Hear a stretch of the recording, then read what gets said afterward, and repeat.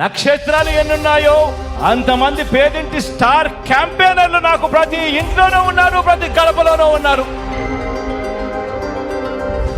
YSR Congress party పేదల party. అలాంటి పార్టీకి స్టార్లు, స్టార్ క్యాంపెయినర్లు కూడా సామాన్య ప్రజలే లబ్ధిదారులు. వారే నిజమైన క్యాంపెయినర్లు. ఇది జగనన్న చెప్పిన మాట. ఇప్పుడు ఆ వాక్యాలు నిజమయ్యాయి. అనకాపల్లికి చెందిన కటారి జగదీష్, మోపిదేవికి చెందిన పండలనేని శివప్రసాద్, కొండపల్లికి చెందిన ఈశ్వరి, నెల్లూరు జిల్లాకు చెందిన అన్వర్, రాజమండ్రి సిటీకి చెందిన ఏ అనంతలక్ష్మి, వీళ్లంతా ఎవరు అనుకుంటున్నారా? వైఎస్ఆర్సీపీ స్టార్ క్యాంపెయినర్లు. గత ప్రభుత్వంలో లేని ఆనందాన్ని నేను నా కళ్ళతో ఈ ప్రభుత్వంలో జగనన్న పెన్షన్ మా ద్వారా ఇచ్చినందుకు మాకు చాలా సంతోషంగా ఉంది. నా పిల్లలకి అభివృద్ధి కావాలి, జగనన్న ఉంటేనే అది సాధ్యమవుతుంది.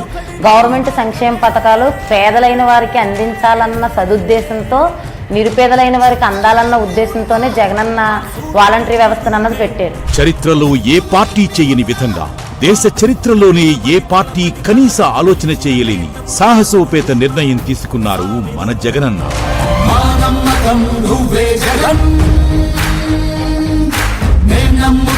నాకు ఈ గవర్నమెంట్ లో బాగా న్యాయం జరిగింది. అందుకనే నేను స్టార్ క్యాంపియన్ గా పనిచేయాలని గట్టిగా నిర్ణయం తీసుకున్నాను. రైస్ కి పోతే ఉదయం పోతే వాళ్ళు ఎప్పుడు వస్తారో తెలియదు డీలర్స్. ఇప్పుడు జగన్ సారు రైస్ బండ్లు పెట్టి వాళ్ళ ఇంటికే బండి పంపిస్తా ఉంటే వాళ్ళు చాలా సంతోషంగా ఉన్నారు.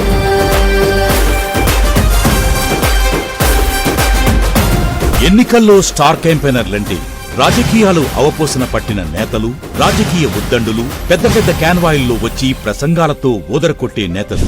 ఈ తరహా ఎన్నికల హంగామాకు జగనన్న చెక్ చెప్పారు.